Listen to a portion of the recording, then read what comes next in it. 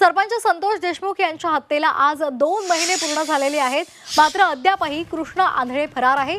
त्याचा शोध घेतला जातोय। अद्यापही बीड पोलीस आणि सीआयडीच्या टीमला यामध्ये यश आलेलं नाहीये। खंडणी आणि हत्या प्रकरणी कृष्ण आंधळे हा महत्त्वाचा आरोपी असून अद्याप पोलिसांना तो सापडू शकलेला नाही। इतर सर्व आरोपींना मकोका लावलेला असला तरी ते न्यायालयीन कोठडीमध्ये आहेत आणि खून प्रकरणामध्ये म्हणावा तसा तपास अद्याप होऊ शकलेला नाहीये। तब्बल 60 दिवस उलटून सुद्धा देशमुख कुटुंबियांना अद्यापही न्याय मिळू शकला नाही असा विरोधकांचा आरोप आहे।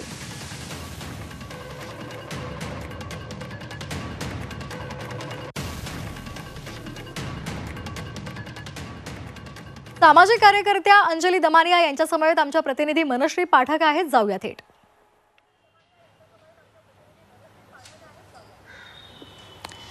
संतोष देशमुख यांच्या हत्या प्रकरणाला आज 2 महिने पूर्ण झालेत। मात्र या प्रकरणाचा सुरुवातीपासून ज्यांनी पाठपुरावा केलाय त्या सामाजिक कार्यकर्त्या अंजली दमानिया सध्या आपल्या सोबत आहेत। अंजलीताई, आज 2 महिने पूर्ण झालेत, वेगवेगळे पुरावे तुम्ही दिले आणि विशेषतः तुमची आताची जी मागणी आहे ते म्हणजे मंत्री धनंजय मुंडे यांचा या प्रकरणाशी संबंधित असल्यामुळे तुम्ही त्यांचा राजीनामा मागताय। विशेषतः त्यांचे कृषी क्षेत्रातला घोटाळा असेल, इतर पुरावे तुम्ही सादर केले, मुख्यमंत्री उपमुख्यमंत्र्यांना देखील भेटलेला आहात। आज तुमची नव्याने काय मागणी आहे आणि नव्याने कोणती पत्र तुम्ही कोणकोणत्या यंत्रणांना दिलेली आहेत?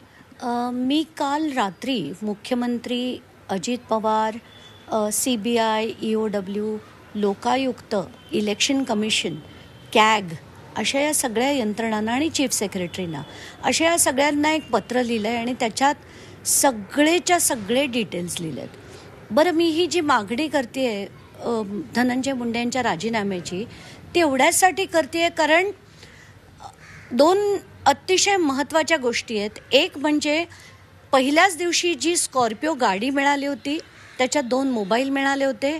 त्या मोबाईलचा जो डेटा होता त्या डेटामध्ये असं सांगण्यात आलं होतं की एक बड्या नेत्याचं नाव आहे। मग तो बडा नेता कोण आहे ते आजपर्यंत त्याचा उलगडा झालेला नाही आहे। या व्यतिरिक्त 19 जूनला जी सातपुडा बंगल्यामध्ये जी बैठक झाली होती, जिथे अवादा कंपनीकडनं खंडणी मागण्यात आली होती, तर हे जे म्हटलं गेलं होतं ते सुरेश धस यांनी अगदी स्टेजवरून सगळ्यांच्या देखत, लाखो लोकांच्या देखत म्हटलं होतं। तर मग त्याची चौकशी आजपर्यंत का झाली नाही, याची चौकशी झालेली दिसत नाही आहे। आणि मग या बड्या नेत्याला मुद्दाम प्रोटेक्ट केलं जात आहे की काय आणि त्यांचा याच्यात हात आहे की नाही, या सगळ्या गोष्टीचा उलगडा होणं गरजेचं आहे। म्हणून मी एक ना एक अनेक मार्गांनी त्यांच्या राजीनाम्याची मागणी करते। मग मी आधी त्यांचं सख्य कसं आहे ते दाखवलं, वाल्मिक कराड ते एकत्र कसे आहेत ते दाखवलं, कंपन्या एकत्र आहेत, जमिनी एकत्र आहेत, दहशत एकत्र आहे, खंडणीची मागणी सुद्धा त्यांच्या बंगल्यातनं जर झाली असेल तर या सगळ्या गोष्टींचा उलगडा झाला पाहिजे। म्हणून मी हे सगळं पत्र जे लिहिलं आहे, माझी अपेक्षा आहे की लोकायुक्तांनी कृषी घोटाळ्याची चौकशी करावी आणि ऑफिस ऑफ प्रॉफिटसाठी मी इलेक्शन कमिशनला ते पत्र लिहिलं आहे आणि त्यांना त्यांची मंत्रिपदच काय आमदारकी सुद्धा रद्द केली पाहिजे। मात्र सुरेश धस सुद्धा दुसऱ्या बाजूने या प्रकरणाचा पाठपुरावा करतायत। त्यांनी मात्र म्हटलंय की मी स्वतः राजीनाम्याची मागणी करत नाहीये धनंजय मुंडेंच्या, तो सगळा अधिकार अजित पवारांच्या पक्षाचा आहे, ते निर्णय घेतील आणि आमचा पक्ष पॉझिटिव्ह बॉक्समध्ये आहे, आमचा पक्ष रॉंग बॉक्समध्ये नाही, रॉंग बॉक्समध्ये असेल तर त्यांचा पक्ष असेल। नाही, हे बॉक्सेस मला काही खरंच कळत नाहीत कारण ते राजकारण्यांचे बॉक्सेस असतात। मला एकच बॉक्स कळतो तो न्यायाचा आहे। जे संतोष देशमुखांच्या कुटुंबाला आजपर्यंत न्याय मिळत नाही आहे, ज्या खऱ्या गोष्टी आहेत त्याचा उलगडा होत नाही आहे आणि त्यासाठी तर होण्यासाठी म्हणून मी धनंजय मुंडे यांच्या राजीनाम्याची मागणी करते आहे। कारण मला काहीच हौस नाही आहे खरं, धनंजय मुंडे असले काय नसले काय मला काय फरक पडतो आहे, पण आत्ताच्या घटकेला जोपर्यंत ते तिथे आहेत तोपर्यंत खरं निघणार नाही। पदोपदी वाल्मिक कराडला प्रोटेक्ट केलं जाईल, पदोपदी जो खरा नेता आहे त्याचं नाव बाहेर येणार नाही। म्हणून मी हा लढा देते की हे सगळं खरं बाहेर आलं पाहिजे। पण एका बाजूने सुरेश धस, दुसऱ्या बाजूने तुम्ही दोघे जण सुरुवातीपासून या प्रकरणाचा पाठपुरावा करतायत।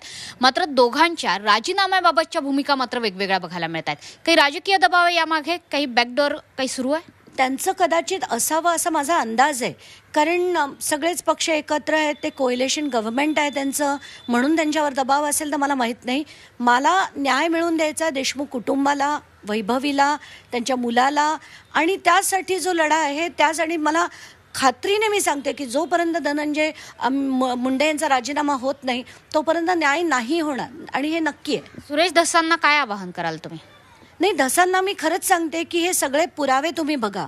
म्हणजे जो व्यक्ती ज्याला कॅरेक्टर नाही आहे, भ्रष्टाचार करतो, इतक्या मोठ्या प्रमाणावर दहशत करतो असं तुम्हीच म्हणताय, खंडणी मागितली सातपुडा बंगल्यात असं तुम्हीच म्हणताय, मग तुम्ही राजीनाम्याची मागणी का करत नाही? तर करत नसाल तर ती कृपया करून करा अशी विनंती मी त्यांना आज करते. आणि मुख्यमंत्री आणि अजित पवारांना विनंती आहे की आता ही टोलवाटोलं बंद करा.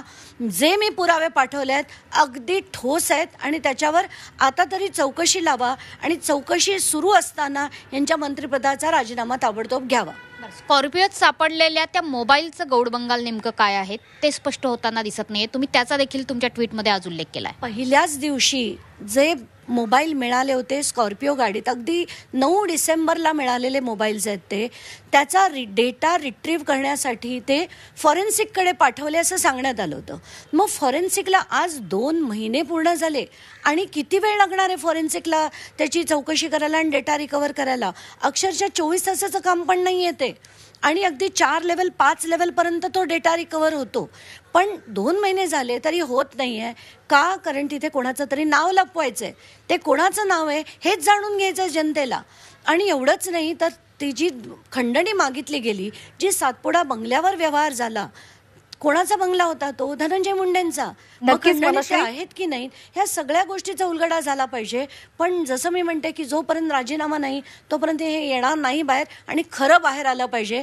कुठलंही कोणाचंही सरकार असो, कितीही मित्र असोत, ते हे दाबलं गेलं नाही पाहिजे. म्हणूनच मी लढा देते. मात्र धस दुसऱ्या बाजूने म्हणतायत मोबाईल प्रकरणात की विष्णू चाटेने जो मोबाईल फेकलाय तर त्याचा काही तपासावर परिणाम होणार नाही, कंपन्या डेटा रिट्रीव्ह करतील. अनेक लोकांचे मोबाईल होते, त्याच्यात कृष्णा आंधळे होता, सुदर्शन घुळे होता, विष्णू चाटे होता. विष्णू चाटेचा मोबाईल मिळाला नाही आहे, पण जे स्कॉर्पिओमध्ये 2 मोबाईल मिळाले आहेत मी त्याच्या डेटा रिट्रीव्हबद्दल बोलते आहे. चाटेंचा त्यांनी फेकला असेल, तो मिळाला नाही, ते ठीक आहे, मी समजू शकते. पण जे मिळाले त्याचं काय असा माझा प्रश्न आहे आज.